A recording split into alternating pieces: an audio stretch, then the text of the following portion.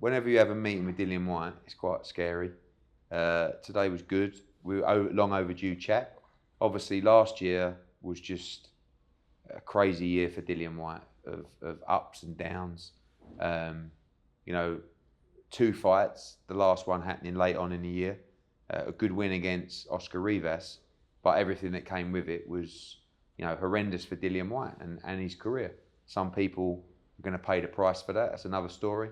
But now he can focus on an exciting 2020 and having some fun.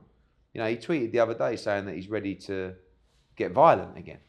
I like the violent Dillian Whyte, just not in my office. But I think that's what people come to expect. People love Dillian Whyte because he comes to fight all the time.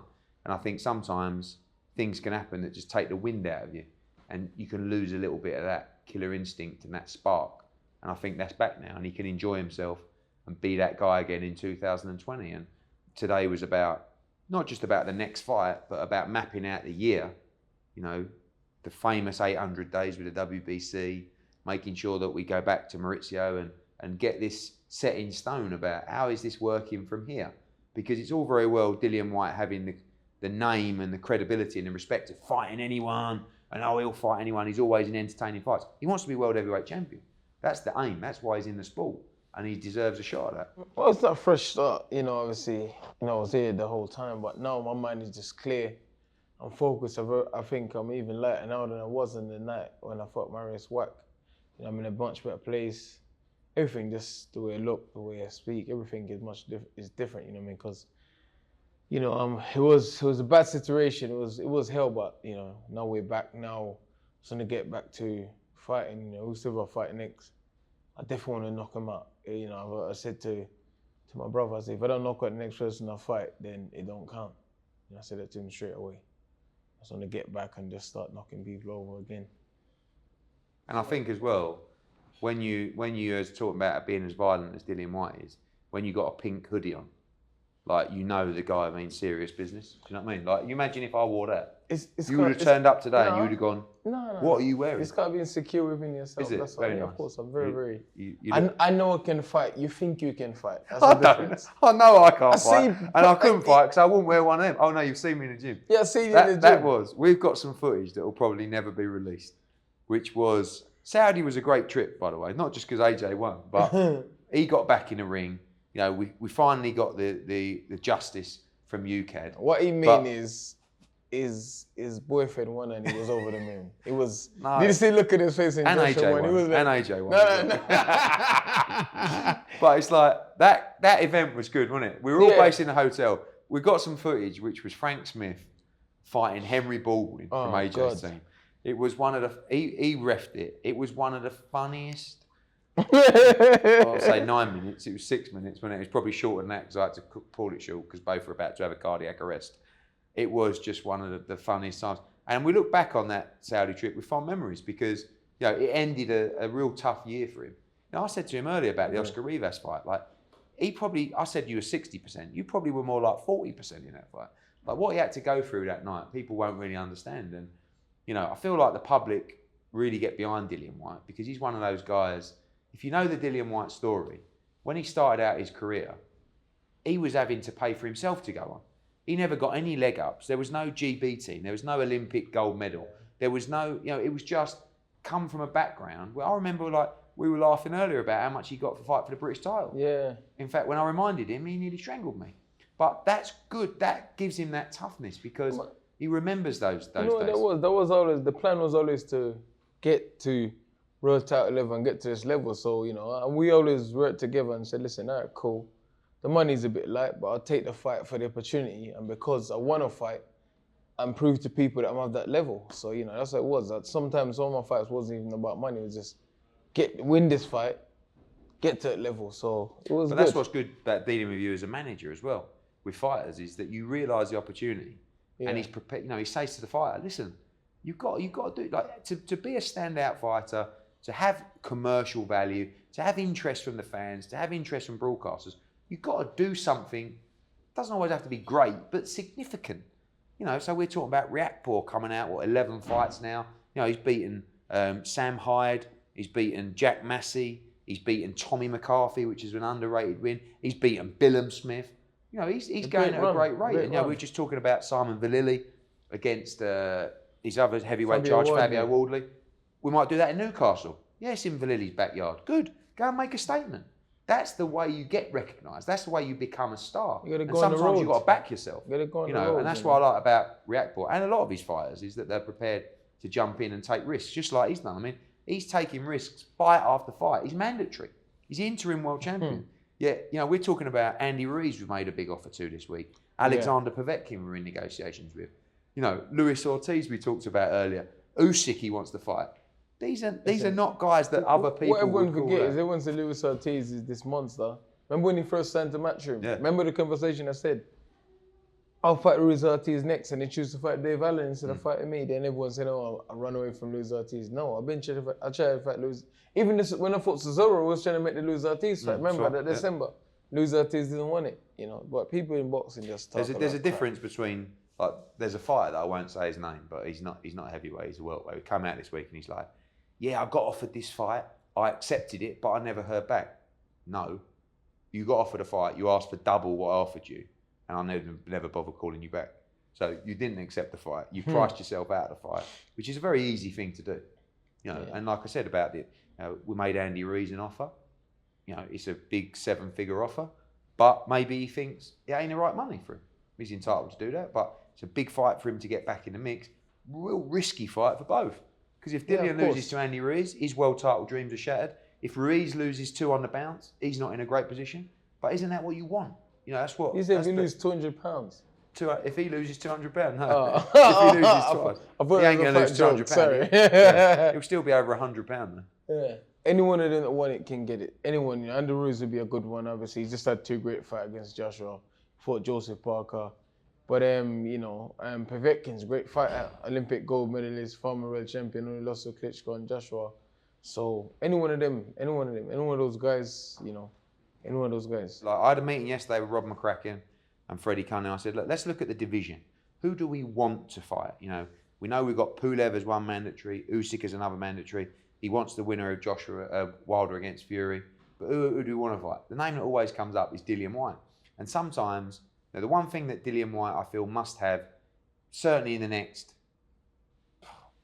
18 months maximum, is a world title shot. And I'm using that as to give ourselves some leeway. You gotta stop saying it and make it happen. I know. It is a world title. You've been saying it for a long time. Yeah, I know. Well, gotta make it happen now. I know. But sometimes when it's right in front of you, maybe we just make the AJ fight. You know, AJ's not going to be dictated to by the belts. So maybe he bins off Pulev and Usyk and fights Dillian in the summer. Anything could happen, but I know, and I believe Dillian believes this as well, AJ wants to fight Dillian. And I know Dillian wants to fight AJ. So, you know, you'd hope that you get to a situation where, and that would be like the country would stop for that fight. That's an epic fight, because we were talking about the first fight today. Remember, Stormzy was in the ring rapping out. You had these two with the history, you know, the amateur fight. We all built each other's career though. Even Stormzy come out of it good. We all come out of it good, you know. But there's a great thing about boxing, man. When you have a good, solid heavyweight rivalry, it's nothing compared to anything else. It's mad though. You two, I remember the first press conference. Like there was such a chilling energy between you two, right? And now you've kind of both grown up at the same time in the same division. It's weird. Like, would we see the beef? You just keep giving him more opportunities than me. No, come on. But would there be the beef? No. With him? I mean, it's like, no, because it's weird, because I'm sitting here thinking, I want the beef. But I know he respects you, and I know you respect him. It's like... we always have that animosity. We always just be... We can be cool. You know what I mean? If I see him faint on the road, I'll stop my car and help him up. but if we were fighting, then I run him over. But it never used to be like that, did it? No. I think when you were both younger and you were both a little bit not spiteful, but I don't think there was the same. I'm not sure you would have picked him up if you'd have fainted. You know back what? then. I'm not an evil person, and I will help anyone. You know, but if you're in my way, then I run you over. You know, in boxing, Marvin Hagler said it's very hard to get up and do your hill sprints when you're wearing silk pajamas. I don't want nothing silk. I know. Joshua does. But what I'm saying is, are you still as hungry? Do you still have that edge? I've seen how big my stomach is. Yeah, but I'm always hungry. I'm talking about that. Like you were when I first met you, you were like just fucking ready to go. Like, I don't believe you would have worn a pink. I don't believe you would have worn a pink hoodie 4 years ago. You know what it is? I just become more tolerant of you over the years. That's all. I still feel the same way about you, but I'm just a bit more tolerant. Of course. Yeah. Of course. Listen, you save your energy for the right things. When it's on, it's on. The minute I get a call, we got a date, we got an opponent, it's on. There's no point in just wasting energy and spilling energy there, spilling it here, spilling it there. I got too much things going on in my life, man, and I'm trying to build things and secure the bag. So. Do you remember when we had that first meeting? Yeah. And you made me drive to Brixton. Is that you see, you're a bitter person because Why? you're still upset about that. You bring it up so many years later, you're still bringing it up. So we really wanted to make the AJ fight, and I just remember, I said, look, where are you? I'll come. I said, I know you live over in Brixton. I'll just drive over there.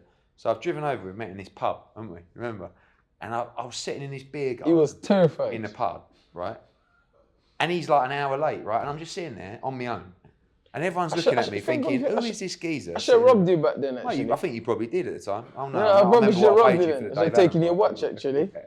I didn't have a nice watch. Just send the boys to rob you. Yeah. But no, it's good times. And I remember meeting you there and obviously went to make the Joshua fight. And then from there, it's been amazing. The fights that he's been in, the entertainment that he's given the British public. I just want to get him a shot now at the world title.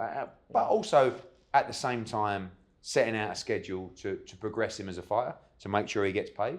And for me, 2020 looks like end of March or April. Yeah. Then the summer, I'd like him to box in the US, and then finish that with a big fight in the winter. End of March would be good. Yeah. Early April, good. So let's see if I can get up 3 times this year, then I'll be more than over the moon. Watch this space. Wilder, he says he's the best, one champion, all this crap and stuff, but and then you got me, just an average guy out there waiting 800 days, and the organization's allowing you to do it as well. It's embarrassing, and everywhere people see him, they should shame him. I think as well, from our point of view with the WBC, is we've been with them so long, we've shown so much loyalty that to take the U-turn now, like people keep saying, well, why don't you just vacate the WBC interim world title? Like, he's given up opportunities in other governing bodies. He could have been mandatory with the WBO. The IBF took him out of the rankings. Other people take him out of the rankings because he's won an interim title. So that's the frustrating thing, is that, we know sometimes politics of boxing gets involved, but when other opportunities have been taken away from you because you've showed loyalty to one organisation, we feel like we're not even asking for a favour. You know what I mean? We're just saying, do what everybody else should get. I've taken risk.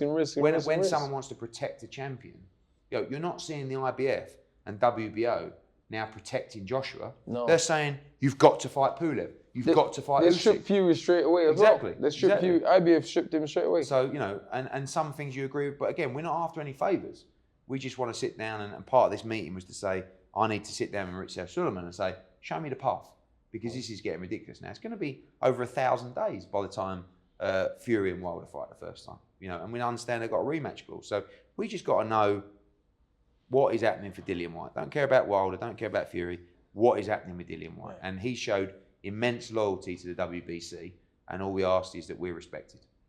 I think I won every one of the regional titles. You won the international silver, the WBC international, the WBC silver, the WBC interim. Yeah, I just need to win the. They should give me the diamond belt for my next fight. Could do. Yeah. I think the interim's a better belt. Because I know. I just need some more silverware. I know you do. Well, we said about the presser, it was really flat. Like, strange. Fury didn't. I don't know. Either didn't want to be there, or something ain't quite right. I mean, there was no Bob Arum. We know Frank Warren has little involvement now, but still, I would have been there, like on the first plane. There was no branding. There was, I don't know. It was like there was no energy. I mean, maybe they just didn't want to do it. But listen, it's a great fight. I mean, it's an intriguing fight. I think Fury might do what he says. I think he might go out there and try and knock him out. I think, I don't think he's gonna. He says he won't be herky-jerky. I think he will be. I think that's just his style. Tyson Fury will never change his style. His style is to be cagey and elusive. If he goes and try and knock Wilder out, it's not a smart idea. And whoever is telling him that is stupid. Whoever advising him that to. we don't get me wrong, Wilder is chinny. He can get clipped and he can get knocked over, but Fury don't need to make it 50-50 shooter early. He just needs to box him early and then try and knock him out mid-fight. He can't.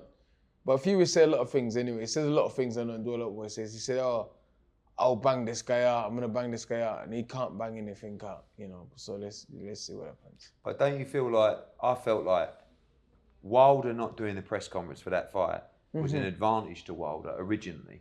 But I actually felt after watching the presser that it was a big advantage for Wilder, because I think at the end of it, Wilder would have been thinking, you know, like I come across, I spoke well, you know, I was a little bit chilling and Fury didn't really want to engage. So I think you never know. Did you see the big chair? Yeah, you can never read into boxing. Fury's probably thinking to himself, you know what? Why am I wasting my energy with this idiot? You know, probably thinking, you know, boxing's a funny thing. You know, don't always believe what you see in boxing until it happens, man. So let's see.